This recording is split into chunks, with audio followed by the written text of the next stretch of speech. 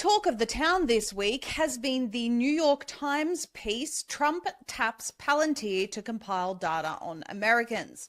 You've likely seen mixed reactions online, with people saying there's nothing to worry about here. Palantir is a right-wing surveillance agency.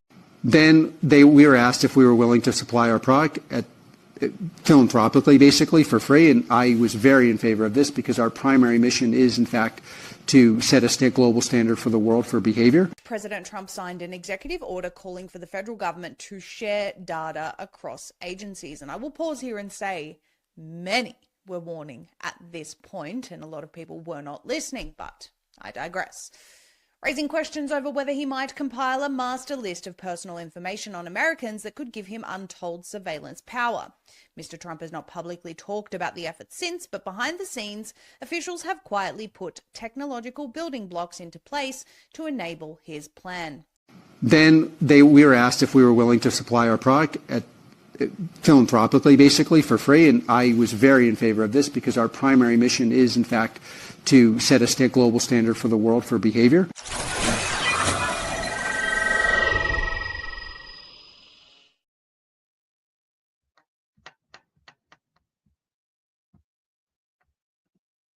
And good afternoon. I'm Ann Vandersteel, and welcome to the War Zone. This is Steel News, and our topic today, zero accountability in a world where AI seems to be the technocracy flavor of the day. And I'm not sure what's going on with our government and who's really in charge and who's running things, because by all accounts, it's not President Trump and it's not we the people. Has the CIA been telling us all along that the Terminator is the plan? I mean, we did take down the Georgia Guidestones, or somebody took down the Georgia Guidestones and left us with the flavor of, yeah, maybe 500,000 people on this planet isn't exactly just harmony with nature. There is a war going on, ladies and gentlemen. It's inside our government. And I almost wonder if this talk about World War III isn't more of a distraction from the Civil War, the information civil war that's happening right now in this country, but frankly is brewing, and could it go kinetic? You know, this zero accountability, a system designed harm, is the title of the show here today. We've got a great guest here on Steel News, where we're going to be exposing what they're hiding and shining light on the truths that they silence. And in today's show, we're going to confront the ultimate betrayal of trust, a medical system that's been weaponized against the very people it claims to protect. Our guest, Dr. Sherry Tenpenny, I call her the General, has spent over 25 years and 50,000 hours researching the dark truth behind vaccines, big pharma, and public health corruption. And before most of the world even asked a question about the COVID-19 injections, Dr. Tenpenny was already warning us. While the media gaslit the masses and government agencies handed out immunity like candy, she pulled back the curtain on fetal tissue, tumor cell lines, and aluminum nanoparticles being injected into our children. She was one of those very early, shall we say, canaries in the coal mine, blasting out about vaccines. Her book, Zero Accountability in a Failed System, is not just a warning shot. It's a documented indictment of how we got here, from the PrEP Act and the CICP denials to CDC fear campaigns, and of course, global biometric surveillance. Remember, President Trump talked about that global biometric surveillance. He's using it at the border. Remember, he said that to us. This isn't health, it's control. So ask yourself, if there's no liability and no justice, who is really being protected? Stay with us. This conversation could change everything. Welcoming now to Steel News is the great General herself, Dr. Sherry Tenpenny. Dr. Tenpenny, always good to see you. Thanks for joining us today. Thank you for having me in, and that just had to make me chuckle. That made me chuckle. The General? I know. Yes, that made me chuckle.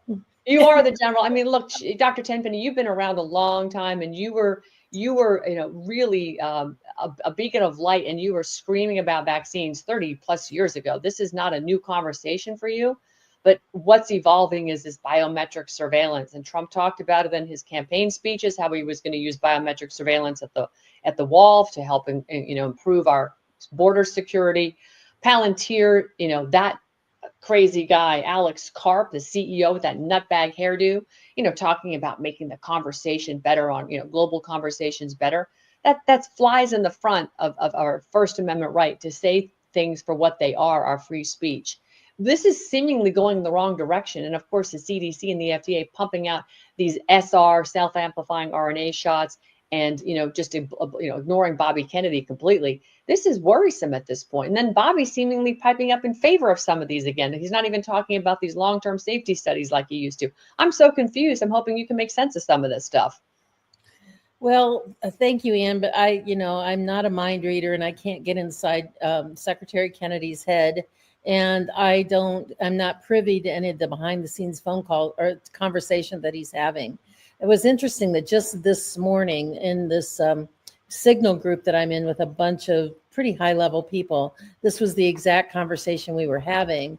And there's a lot of division even within our own ranks. People that are saying, on the one hand, they're saying Bobby's a sellout, he's controlled opposition, he's not doing any of the things that we put him in power to do.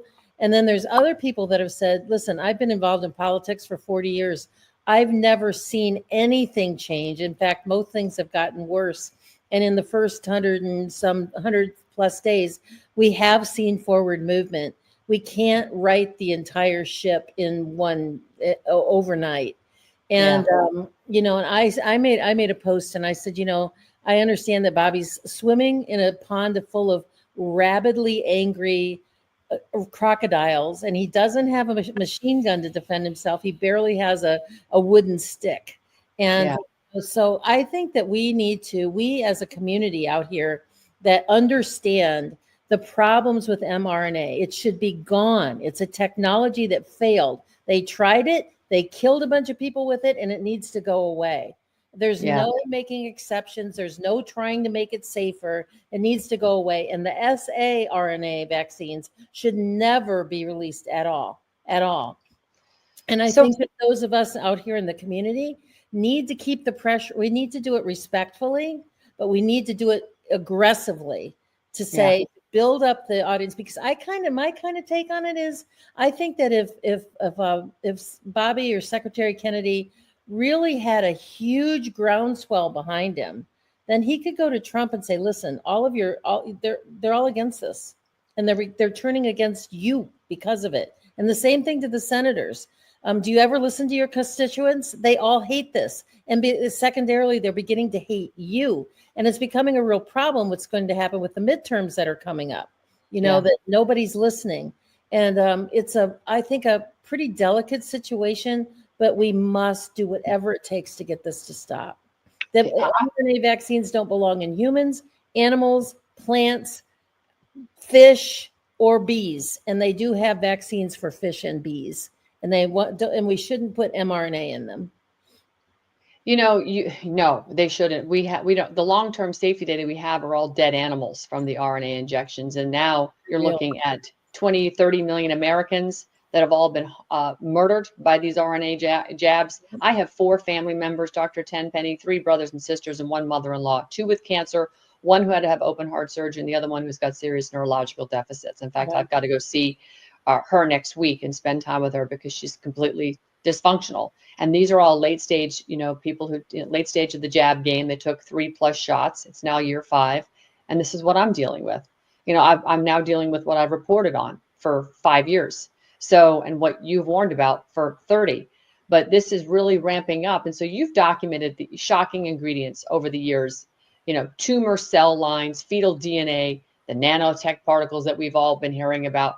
Why on God's green earth are these still legal? And what, in fact, do you believe is the industry's justification for this? Money. Always follow the money. The depopulation you mentioned in your intro about the Georgia Guidestones, the depopulation agenda. And I said that beginning in 2020. I said, the depopulation, when people would say to me, what are they up to, Dr. T? Why are they doing this? And I would hear these words come out of my mouth, and I would say, well, the depopulation agenda is alive and well, and they already stated they want 50% of the people off the planet. And I'm inside of my head going, who's saying this? Because it isn't anything that I ever said. And it was sort of like the Lord just like putting the words in my mouth, because that's exactly what happened then and what is continuing to happen, to weaponize these jabs. We can't call them vaccines because they're not. I actually wrote a Substack on the fact that it's bothered me from the beginning of when these shots came out that they were called gene therapy, because that terminology just was like nails on a chalkboard to me. Because when you think about therapy, you think about something that's good, like speech therapy, physical therapy, art therapy, things like that. They're things to improve things and to try to make them better. Why did they call these gene therapies? So I wrote a Substack a couple of weeks ago that talked about where that concept came from. And this genetic manipulation actually started in the early 1900s. And the whole problem with the gene therapy is that they were designing genetic modification. And so the whole thing of manipulating genes and genetically modifying humans, turning them into GMO humans, the genetic modification of humans, didn't set well with people, and they thought it sounded bad, and they really didn't like that. So they changed the terminology over to gene therapy because, that sounds like a good thing that we're doing to people, when from the very beginning, and particularly since about the 1990s, this gene therapy. And it's also the way that they didn't know what to do with this technology. They knew it wasn't a vaccine. They thought it manipulated genetics. So they don't even really have solid laws and solid guidelines to go by. So I wrote about all of that in my Substack to explain to people where this comes from, that we are just absolutely tinkering with human beings, and we really don't know what we're doing. Clearly, we don't know what we're doing. But again, I don't believe this is necessarily not by design. I believe it is by design. And this is that spiritual battle that we're in. Some people just can't swallow that quote logic, unfortunately. And that's going to be to their demise, in my humble opinion.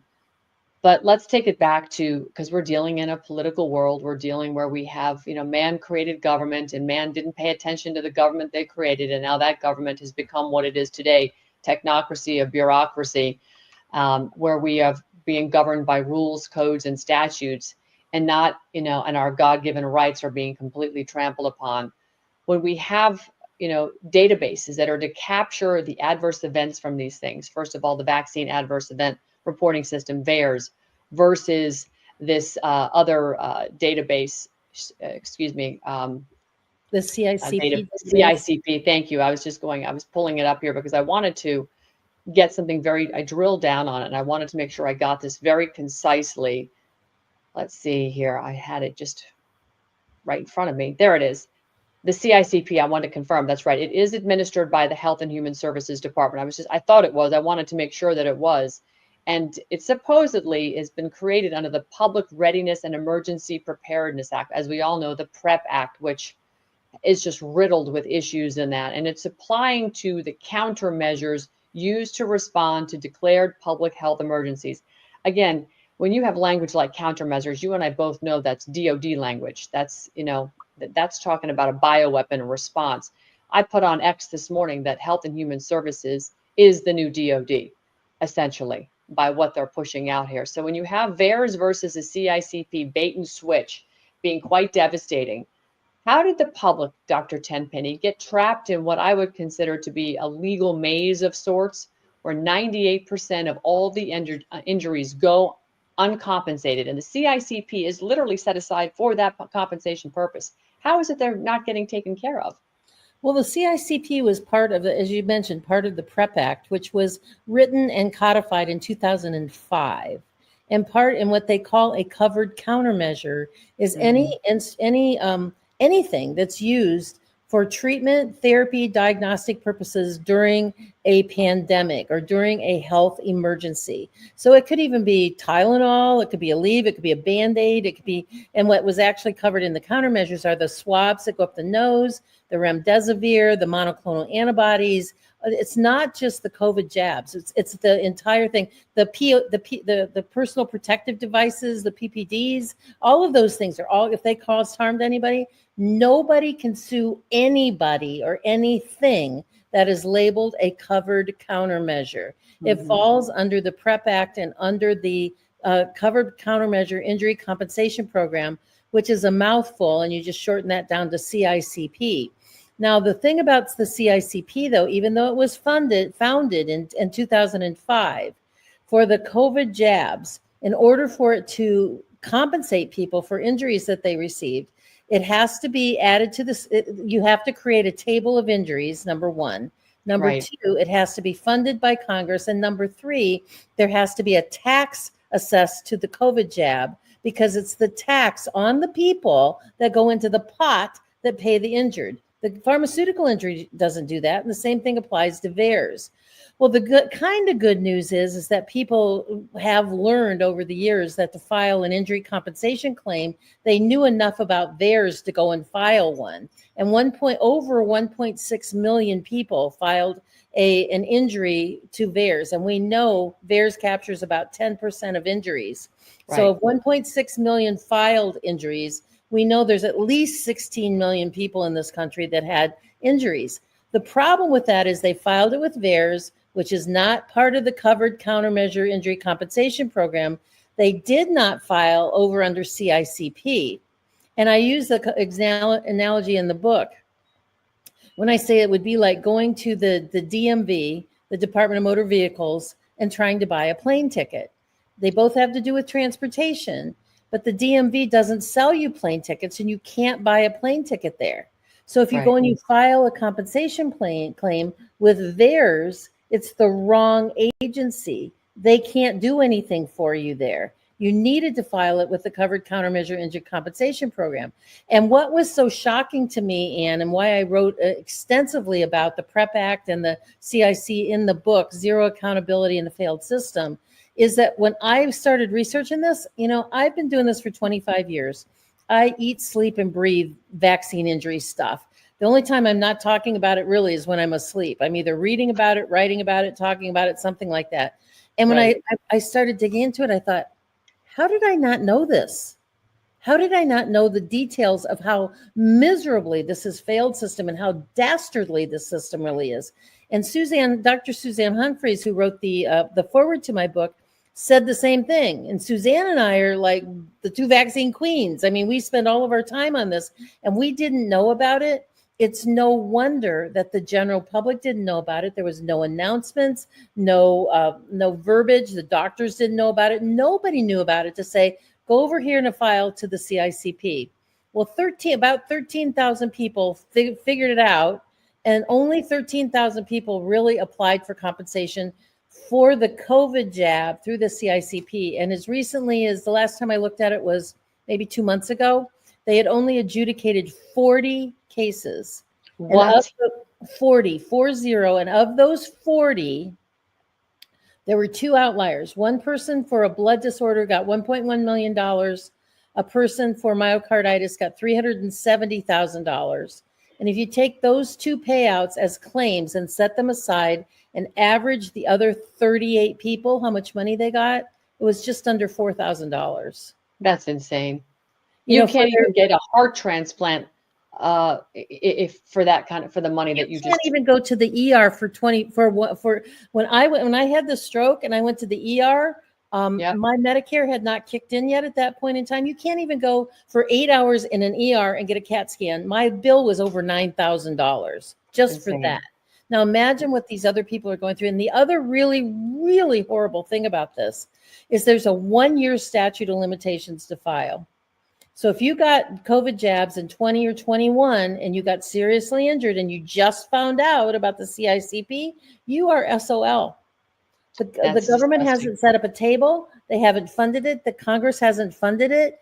They haven't set up a tax. They haven't done anything for these people. And now they're proposing to release more mRNA vaccines and more SAX. It's terrible. It's the most, I've been doing horrible stuff inside this vaccine injury for 25 years, Ann.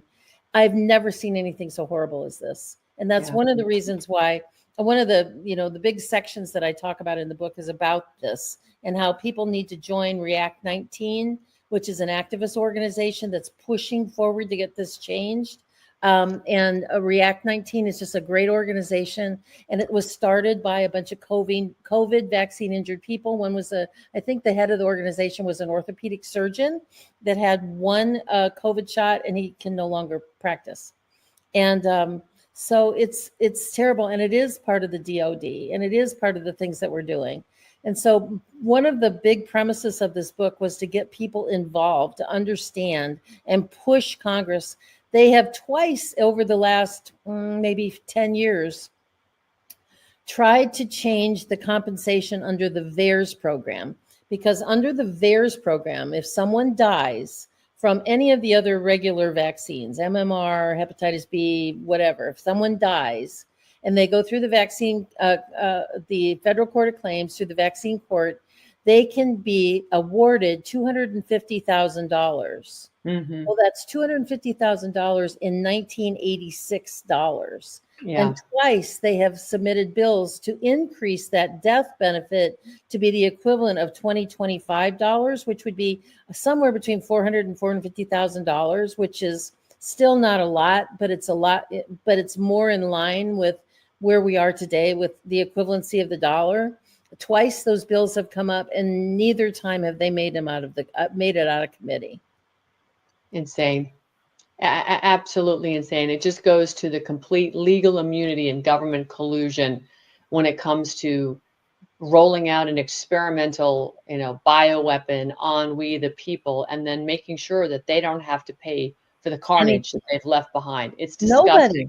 The government doesn't pay it. The pharmaceutical industry doesn't pay it. Your doctor doesn't pay it. Your hospital doesn't pay it. Nobody. Dr. Tenpenny, I ask you, where does the government begin and big pharma end? Is there a line of daylight between the two? Not anymore.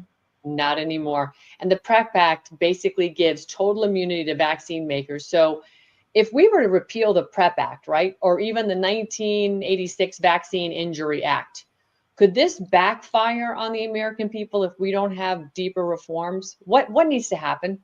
Well, repealing the PrEP Act is, even before we repeal the PrEP Act, the first thing that Secretary Kennedy needs to do as head of HHS is walk over to whatever department that is and write an order effective today.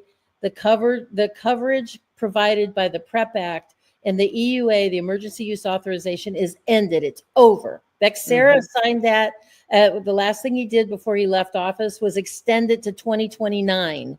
So nobody can get compensation and nobody can be sued. He could, with a stroke of his pen, stop that right now. The second part is repealing the PrEP Act, and there is no way that the only people that would be at risk if we repeal the PrEP Act are the pharmaceutical industry. They're not going to have covered for their faulty project.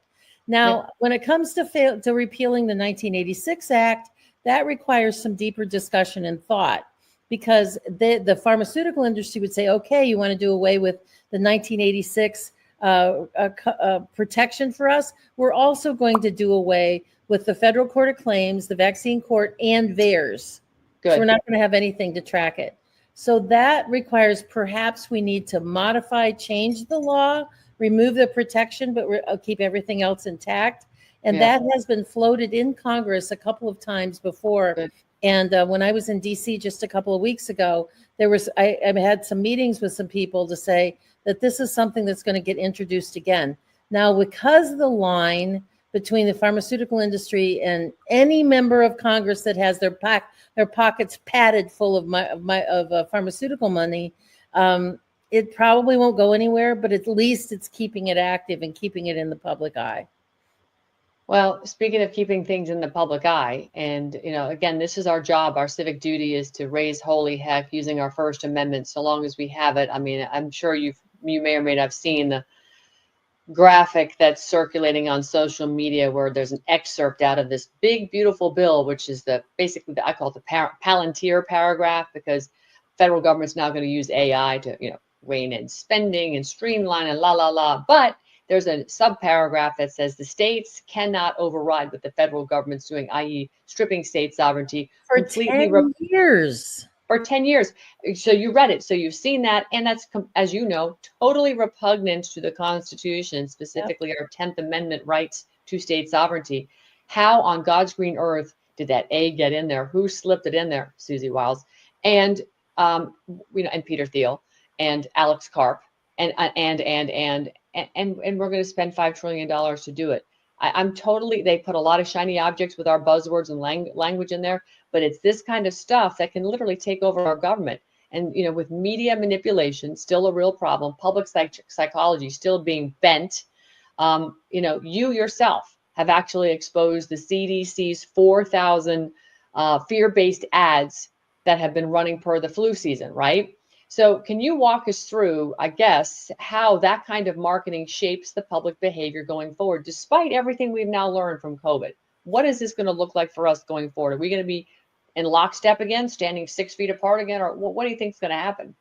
Well, that's another thing that Secretary Kennedy, with a swipe of the pen, no more pharmaceutical advertising on mainstream media. Right. We're one of only 2 countries in the entire world that allow it, us in New Zealand, and it's been that way for probably 20 years. Yeah. If we stopped that tomorrow, 2 things would happen. First of all of the funding for the mainstream media liars would go away instantly. And second of all, it would allow the journalists in America to become real journalists again and report real news. I mean, you can't report on the fraud and the felonies and all the different things that happen inside of the pharmaceutical industry because you can't bite the hand that feeds you. Well, if that goes away, these people who really want to be true journalists and went to journalism school to be the fourth arm of government and to do the right things of exposing things, but can't because of censorship and because of where their money comes from, they would be allowed to be uncovered and let all of this stuff come to light again. And so it's that is really the another thing. With a swipe of the pen, it could end tomorrow. And I'm really concerned. Oh, that's not the right language. I'm really think that news shows like yours, all the shows that I've done, and all the different stages that you and I both stood on and talked about these things, that there's enough people out that they're quiet. They don't have podcasts. They're not on the radio, but there's a quiet, silent majority out here that are saying, fool me once, shame on you. Fool me once, shame on me. Fool me twice, ain't going to happen. Right. But right. My biggest concern, though, about that, Ann, is that, and I posted that this morning in this kind of mini debate I was having with a bunch of people, is that, okay, people can get knowledge about mRNA vaccines. They could get knowledge about the rest of the vaccines. They could get very knowledgeable about the horrors of the saRNA vaccines, and they could say, not happening. But what if it becomes mandatory? What if a real mandatory happens? Like you have to show proof of having these shots to buy groceries, to get gas in your car, to renew your driver's license, to log on to the internet, to do any sort of thing in living. You have to be inoculated. And the formal definition of the word inoculated is injected with the intent to kill. Right. And so if that's the biggest concern and why I'm up in arms and why I wrote this book, and to get information into people's hands and to be on shows like yours and other places to just, we got the government we deserved. We took our hands off the steering wheel and our foot off the gas pedal, and we can't let that happen again. No, we can't let that happen again. And unfortunately, sometimes it just feels like we're going to let it happen again. You've got a blistering X feed, by the way. I highly encourage people to go on over to your X and get on there. You do lay out truth. It's at busy, BUSY DRT, busy Dr. T. And you speak on stages all over the place. You're always on the move. You have a fantastic X feed. You have a phenomenal podcast. If you're not following Dr. Sherry Tenpenny in her podcast, she blows the lid off. And embrace the wealth of resources. Yeah, there she's talking right there. We'll scroll past that. But you do blow the lid off a lot of the myths out there in healthcare. And I do believe that your website, which I think I had up there earlier, does show a lot of your solutions. And, I'm a big believer right here in zeolite. This is, I think, a phenomenal detox solution from heavy metals. And it does actually clear up. I take it twice a year. I do a full detox with zeolite. So I'm going to give you a shout out here on your brand that you push. Pure Body Extra Zeolite, your #1 recommendation for safe, gentle daily detox. But we're here to actually talk about your book, Zero Accountability. Dr. Tenpenny, I know when you wrote this that there was a new measles panic campaign that was being scripted by the same overlords. Are we going to be watching the same playbook with COVID and, of course, the H1N1 in your humble estimation? Oh yeah, that's one of the things I write about in the book. Same playbook, different virus. And it started before 2005. It actually started at least in 1976 when we had the swine flu outbreak in 75 and 76. One of the main differences was they beefed all this up. They created lies. They generated false cases. They wanted to vaccinate everybody in the country.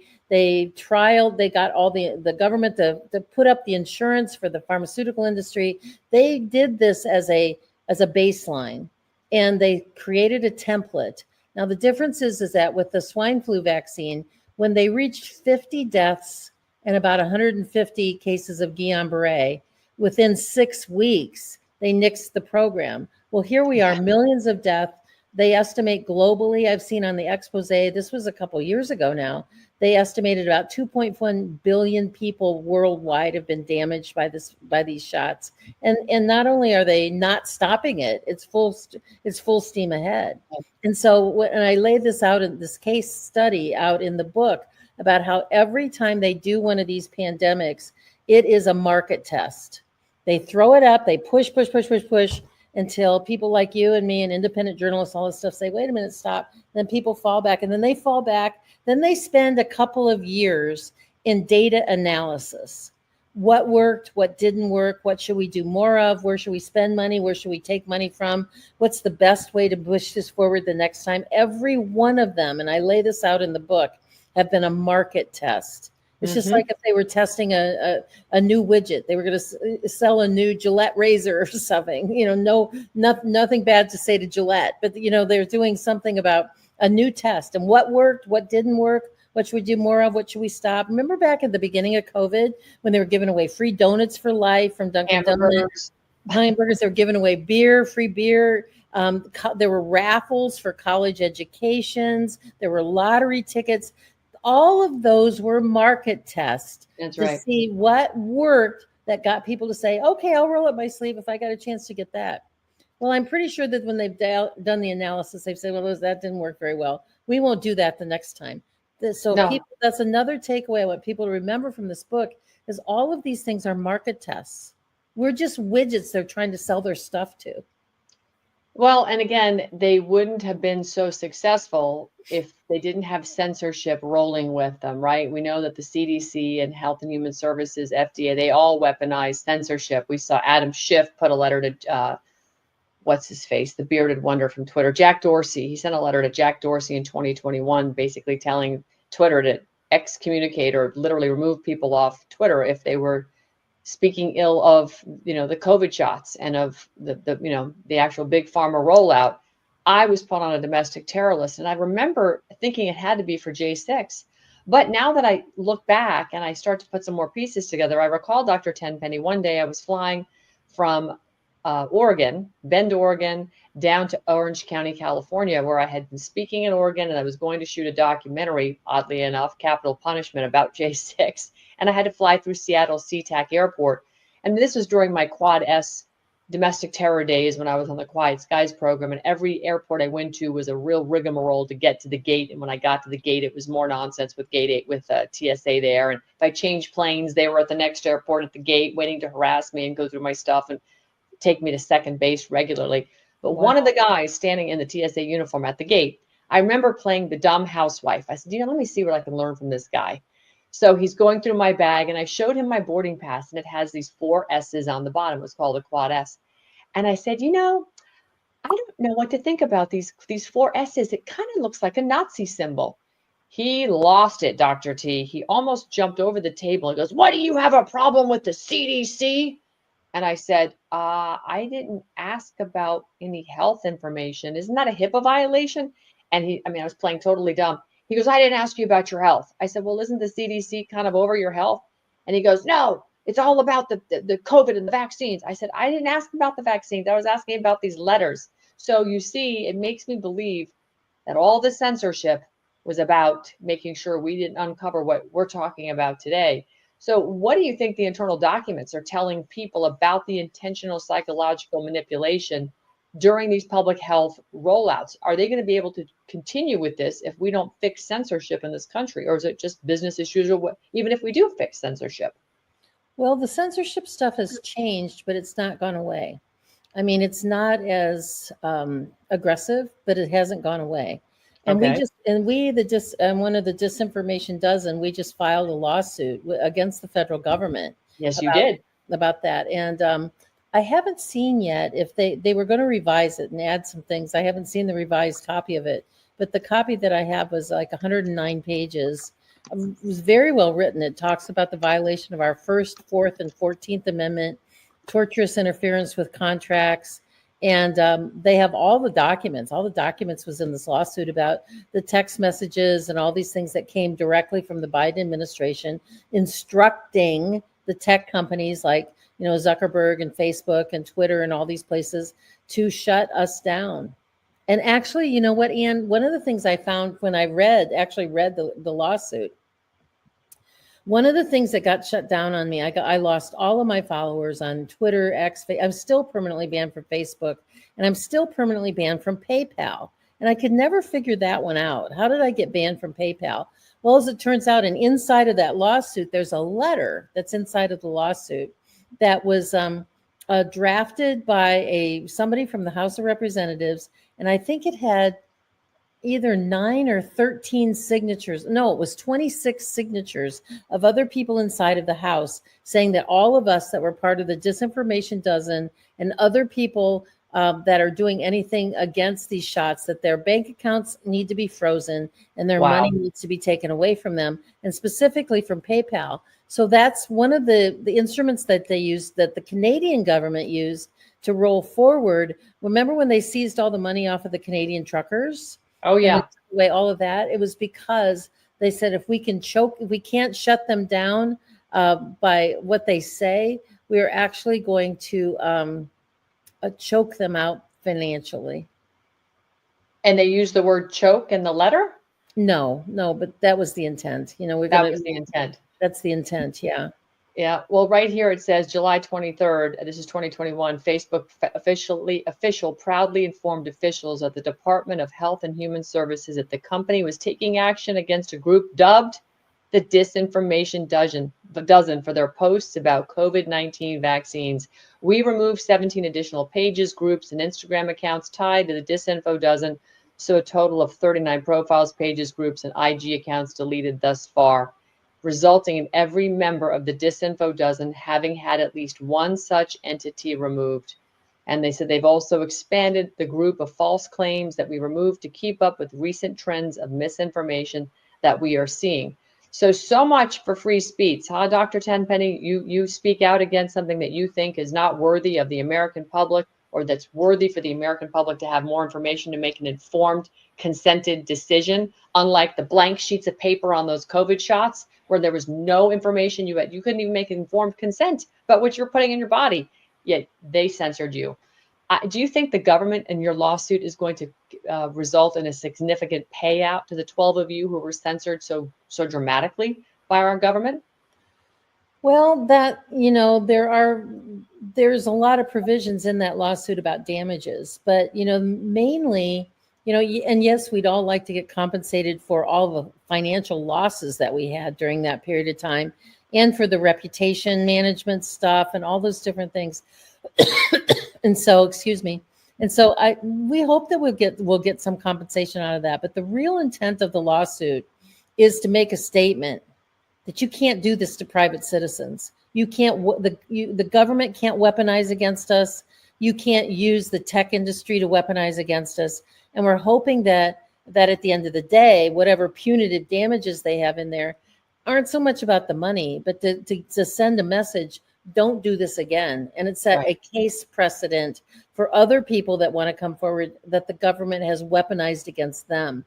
So the main intent is really to be punitive enough to the government and to the tech industry to set a case example that they won't do it again, and they can use our case as a case precedent in future cases. That's the main goal of this lawsuit.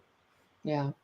Well, I wish you the greatest of success. I know some of the folks involved in the draft of your lawsuit, and I think they're the best and brightest out there. So, and I believe in the cause of what the Disinformation Dozen was was advocating, which was don't take the shots, essentially, make informed, consented decisions, of which, unfortunately, 4 members of my family did not heed the warnings I was giving, along with a lot of backed up information from experts like yourself. I want to shift really quickly here to the nomination of Casey Means as Surgeon General. No license, no public health experience, and big tech ties. What's the deeper signal here, in your opinion? You just nailed it. Everything that you just said. We're doing in her, what is her company? It's a wearable biometrics. Yeah. That she went from, that no business experience either, starting this company and going to, angel investors that hardly ever give money to women. And she got all of this money and all this deep state investments, and it's all about wearable technologies. And, I'd heard, and I this is just secondhand, that right after she was nominated, she just recently got married, and now she's pregnant. So by the time they get around to confirming her confirmation, if she does get confirmed, which she probably will, because big tech and big government is written all over that. Is she going to have to take time off to have a baby? If she takes time off to have a baby, what is she going to do about vaccines with that baby? And where's her stand going to be on that? If she really doesn't in her personal life, because she's talked badly about the hepatitis B vaccine, about the erythromycin in the eye, if she really doesn't believe in vaccines and she's standing on a stage somewhere as Surgeon General, did you vaccinate your child? What is that going to look like? Yes, I did, when maybe she didn't, or no, I didn't, but say that she did. Or worst case scenario, yes, I did. I vaccinated my baby and my baby died. Because I just saw a report yesterday, a set of 18-month-old twins died 25 hours after getting their shots. It happens all the time. And I'm not wishing that on her. I wouldn't wish that on anybody. I'm not saying that, but I just said, worst case scenario, this could happen. And then what? Well, okay. So then what? If the system isn't going to fix itself, right? What can we, the people, do? How do we fight back against this machinery of indoctrination, liability shields, and of course, the media silence on all of this, Dr. Tenpenny? I think the biggest thing is just to keep active, keep the word out there, and remember that all government is really local. So, get involved with your local public health department, talk to your local sheriff, get involved with your sheriffs, get involved in a lot of Change America plan, like what you're talking about, a lot of people with Ann. We've got to do something to take our country back, because Trump isn't our savior. And even if he does good things with all those executive orders, none of them have been codified into law. Number one. And I think a lot about this. Like, he's, traipsing around the world, creating these multi-billion, even trillion-dollar deals with people in the Middle East. I don't know that if I was somebody in the Middle East, I'd be so willing to write that check, because, Trump's going to be here and gone. When they deal with other countries that have, royalty people or whatever, that they're, even China, Xi's made himself president for life, stuff like, so that the policies are going to stay pretty much the same. They may change a little bit because of the environment, but you don't have the volatility of politics like we have here in America. So they haven't done anything to try to codify any of those things into law yet, which the next person can just go, nope, and we can just be back to ground zero with literally a stroke of the auto pen. That's right, with a stroke of the auto pen. Last question, because I think your book is definitely worth a read. I've been railing about the fact that we don't have accountability in government. We have agencies that are running us. We don't have a republic anymore. We're being governed by corporatocracy, and now it's morphed into technocracy. It's not going in the right direction, in my opinion. If you could speak directly to the next generation of doctors being trained in this corrupt system, what would you tell them? Question everything. Don't believe anything anybody tells you, and never lose your ability to read. I think that so many young doctors, they've done a lot of things on electronics and they've done things on the computer, and they just parrot out what they've been told. do your own homework, do the research for yourself. Go back into the 1940s and 50s documentation and see what thinking doctors really had to say about it, and become the next generation of thinking doctors again, not depending on AI, not, codifying everything into electronic medical records, but become an expert in anatomy, physiology, and biochemistry. You are supposed to be an expert on how to take care of this body, and it doesn't become sick because it's got a drug deficiency, and you're just covering up those symptoms. When you go to a lawyer, you expect them to know about the law. You go to the CPA, you expect them to know about taxes. When you go see a doctor, they're supposed to be an expert in this phenomenal thing we get one of in a lifetime called the human body. So become an expert in anatomy, physiology, and biochemistry, and the stuff that's in it and that doesn't need to be there to get it out, and put in the right nutrition and supplements to keep it in. There's only two things that cause disease, Ann. Only two. One is too much of something and not enough of something. Correct. And you as the doctor are supposed to be able to figure that out. So that's what I would say. Become an expert in what you went into medicine for in the first place, and question everything you hear. Folks, I highly encourage you to go to drtenpenny.com. You can actually get a copy of her book there. She's got incredible resources for you. Her podcast is there. You can connect with her on X as well at busy Dr. T. So please connect with Dr. Tenpenny. And again, you can sign up too for her Substack right here. This is her Substack. She also advertises the supplements that she recommends. Telomeres is a big supplement if you were looking for natural, I don't want to say age reversing, but increasing your telomeres, which is good for anti-aging, in addition to brain power and a few other things. So skin, hair, all of it. It's just it's a lot of things that are under assault. And I've got to get myself together with air purifiers, because every time I go outside, Dr. T, I find myself getting short of breath, and it's whatever it is that they're spraying right now. It's been really bad, and it wasn't so bad a few weeks ago, but it's ramped back up again. So I'm going to have to get onto that. But again, thank you so much for your time. I really appreciate it. And the Stella Vital is a new product that they have. It's only $49 for your first bottle, and we really are hopeful that it will do a lot to help vaccine injured parties. Fantastic. Absolutely fantastic. Dr. Sherry Tenpenny, the great general, as I call her. Sherry, you're amazing. Thank you so much always for your time. And congratulations on your latest birth of your book, Zero Accountability. This is what we're facing with right now, zero accountability. However, I do believe we the people need to step into our role of civic duty. I rail on this every time I can on a show. We need to do more, and we need to be more involved. So I'm going to talk about that, but a little bit later. Dr. T, thank you so much as always. I appreciate your time. I know your time is valuable. Thank you so much for having me, Ann. It's great to see you again. Look forward to seeing you in the future. Take care. Absolutely. Take care. Bye-bye. Incredible lady, folks. That's a real gem right there. And she has done a lot in the medical freedom space. She has hustled. She is also a widow and a stroke survivor. So remember that when you think the chips are down for you and that you can't possibly go on, there's an example of somebody who can, and not only goes on, but succeeds and exceeds, and brings truth to the masses. And she's unafraid. So I respect the heck out of her. She's a lovely, lovely lady. I've spent many hours with her, and I really enjoy her company. And she shared some very valuable resources with me several years ago, and I've coveted them because it's in line with the work that I do and the work that I'm doing around sovereignty. So this was work from her late husband, and it was just such a gift. So again, much love and respect for Dr. Tenpenny.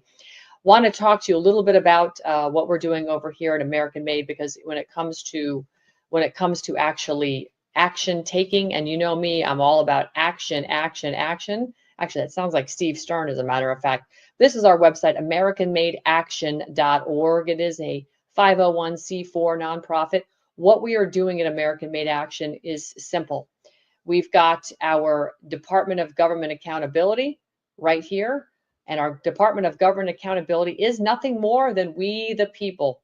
And it's the action that we the people are taking against the corruption. And we are driving for a rising for justice. This is literally our final stand. This is where we the people come together. We being the last true rebels who would say, no, we're not kneeling before you. We're going to continue to fight standing. We're not going to die on our knees. but we are looking for, how do we collaborate with more people? How do we bring more people together? You can reach out to us and help us expose the public, the corruption. You can help us get active through common law. But more importantly, I want to show you how you can take action, because right here on our Take Action button, this is where we have the rubber meeting the road. So to what we were talking about yesterday and today on the shows of Steel News, we've got a call to action to stop the shots and abolish the CDC and the FDA. We're calling for an immediate halt on all mRNA vaccines on all patient populations until further data can be compiled. Yesterday, I interviewed Dr. Thorpe and Kirsten Cosgrove.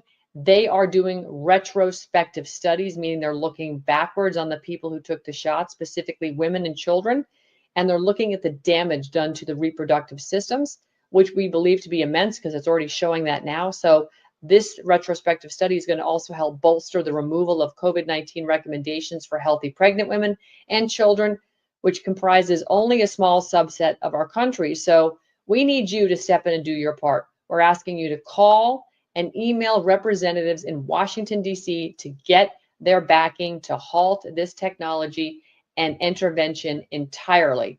We need to get the real results and real pressure applied by all of you. Mama Bears, this means you. If you click on this call to action, stop the shots and abolish the CDC and FDA, it is going to download a Word document for you. And I'm actually going to put that document up on the screen just so you can see what it is that you're going to actually be bringing up here. Let's add that. This is the document you're going to get when you download it. It has a call to action. It tells you what we know in terms of the safety and quote safety and efficacy, what we don't know, but it gives you the names, the phone numbers, and the email links to all the people that need to be noticed, that we've got to stop the shots and we're going to abolish the FDA and CDC. It gives you a script that you can read and also email. So please, by all means, head on over to American Made Action, click on our Take Action button. Everything you need is right there. And I cannot encourage you enough to just get on over to the website and do this. This is your civic duty. You want to stop the shots. You want to end the insanity between the merry-go-round of pharmaceutical industry people in and out of the FDA and the CDC that are continually taking their stock options from the public sector into the government sector and making sure that the public companies don't get harmed and we don't have bad deals like the PrEP Act and all this nonsense that we just talked about with Dr. Tenpenny. This is your opportunity right here. There's a group of people that also includes Dr. Stephen Hatfield, who is now currently in the Trump administration, asking for your help. President Trump is being undermined. Secretary Kennedy potentially is being undermined. The CDC and the FDA are ignoring all of it. So I'm asking you for your help to step into your civic duty and do your job. I mean, it's really that simple. Anyhow, I appreciate your time today, folks. I know I went a little bit over what I was planning on doing, but I think this is so important because we're at war. So stick around. I'm going to sign off here. Got a little message to you from the late, great Andrew Breitbart and a couple of sponsors. That would be the world to me if you would just listen to what they have to say, because this is how we fund what we do. I mean, we are not big media here. I don't work for Real America's Voice. I'm a standalone independent journalist, and I spend my time to do this. And just so you know, I've got 3 grandchildren. I would much rather be spending my time with them. Unfortunately, I've got to do this to make sure my grandchildren have better lives than what we're challenged with right now. So God bless all of you. If you can support the work we're doing at American Made Foundation, that is a 501c3. We use that platform to educate all of you. We produce documentaries. We have another one coming out on CPS. We just did the Ground Zero North Carolina. We're going to continue to crank this out as educational tools. That requires money to produce this stuff. And of course, we have lawyers at our United Law Coalition that are filing federal lawsuits on the behalf. So we're using we the people with notices I just showed you on our call to action, and legal minds that understand the system is totally corrupt. And we're coming together at a fine point and attacking the system that is attacking you, me, all of us. God bless you. And here's a word from the late, great Andrew Breitbart. All the people that have gone out there against the mainstream media and said, you're going to call us racist, you're going to call us potential Timothy McVeighs, fuck you. War.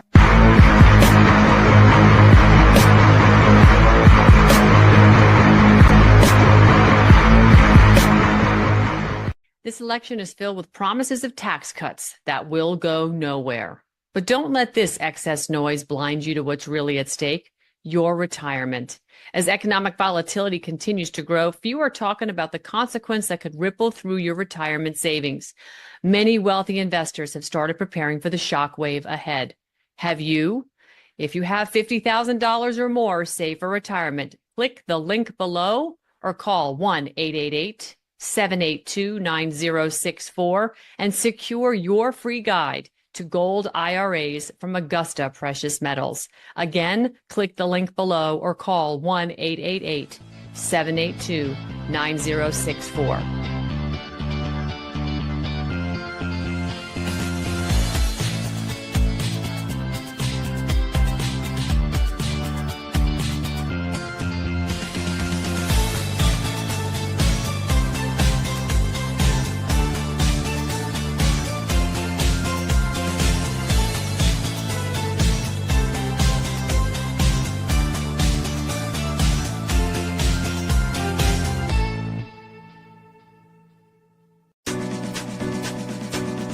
Hi, I'm Ann Vandersteel. I want to talk to you a little bit about your health.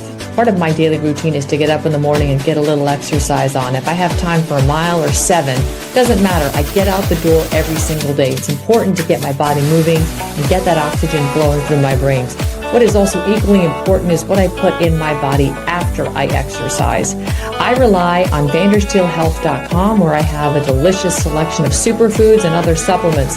But first and foremost for me are my superfoods. I have a delicious shake every single day. It is organic, all made in the United States of America, non-GMO, never processed before, dehydrated superfoods. And when they reconstitute with water, milk, or whatever juice you like, it makes a delicious, healthy, plant-based protein supplement. And I say supplement because, frankly, I use this as a meal replacement.